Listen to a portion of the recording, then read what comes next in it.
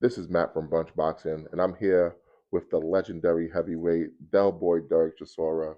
What's going on, Del Boy? What's happening, brother? How are you, man? April 4th, O2 Arena, London, England. Derek Chisora, Deontay Wilder. Why Deontay Wilder for fight number 50? Because Amir's paying me so much money, so I'm all right with Don't say that on camera.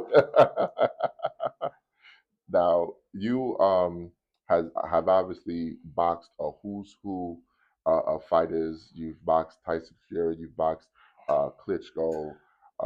You've boxed Dillian Whyte many, many times.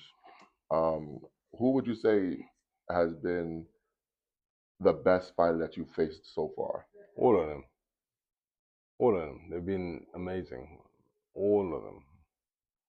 Now, you're facing Deontay Wilder now, former WBC heavyweight champion. It's a fight that the fans in the U.S. and the U.K. have been clamoring for years. How did the fight finally get over the finish line? Me and him were speaking for a while, and then we said, let's make it happen. And then different sides were giving us different contracts, so we just went with the best contract ever out there. Now, that was it. you decided to go with MF Pro MF for yeah. this bout. What made you decide to choose them to do your 50th and final fight? They had a better offer than everybody else. That was it. Now, I want to talk to you about your last dance, your fight against Otto Wallin. It was a fight where, believe it or not, you were an underdog, considered an underdog in that fight, but you showed up and you showed out, you entertained the masses, and you got the job done. What was your mindset going into that fight, knowing it was going to be your final fight in Manchester? Otto Wallin was fit. He trained for that fight. He was fit.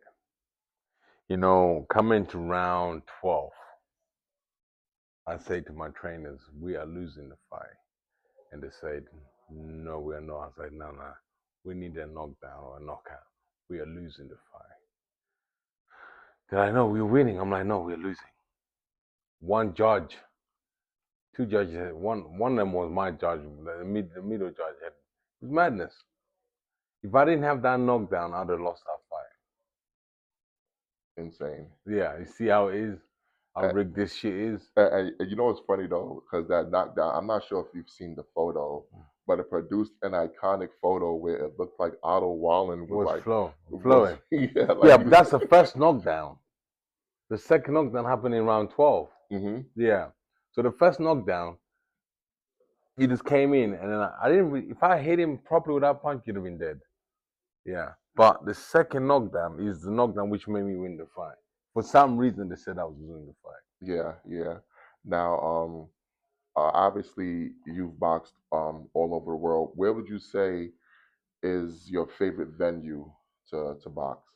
My favorite venue to box and favorite venue to watch fights, you can't be O2 Arena and Tottenham Stadium. You know, I went to watch the fight. I went to watch the fight in the Garden on the weekend. You guys ain't got nothing on us. I'm telling you, man. You ain't got nothing on us. I watched the fight in Vegas. Nothing on us. Nowhere else. Actually, you know what? Another country which might have something on us is Ghana. Yeah, because Ghana goes off, right? Yeah. Now, you said that this is your final fight.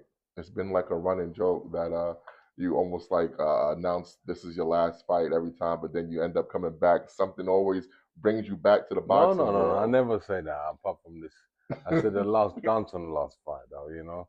Yeah, the last dance. Everybody knows I want to get to 50, and that's it. So 50, and I'm 50, and I'm done. Yeah. Nothing could bring you back. Nothing can bring me back. My friend is making me a legend British belt. Say legend on it, so it's amazing. So nothing will bring me back. Now, as you look back on your career, uh, you 39-13, you fought like everyone. What are some of the things that you're proud of that you've accomplished during your career? meeting my wife, having my kids, and that's meeting people in boxing. You know, some people didn't really make it to the finishing line, but they played a big part of my career, and I thank them lot for being there. And then at the same time, they didn't make it to the end, so I'm happy. Can we go back to the second Dillian White fight, please? The Dillian White fight. It's been really bugging me because I've said for years that you were on your way to winning that fight, and then the referee for some reason took a point away from you, I believe, and it almost seems like it kind of changed the way you were fighting in that moment, and then you went on to lose that fight. Do you ever like think about that fight, like because in my opinion, I kind of feel like you got a little bit hosed in that fight. What was your perspective on that fight? I know you and Dillian were like fierce rivals. Listen, first fight, I won it. Um, Second fight, I was winning it until the ref took a point of me. Hmm. And I thought in my mind, subconscious, I'm losing. Yeah. And then for some reason, he caught me with a left hook. I walked out the ring, went rested.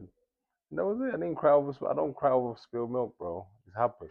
It's part of life. So I was like, you know what? It's done. What else what else? What's there? You know, I don't go home and be depressed, drinking, smoking. No, I don't do that nonsense. I go home and say, oh, I lost a fight. I'm good. What's next? You know, I've lost 13 fights. I've never I've never cried about them. I've never,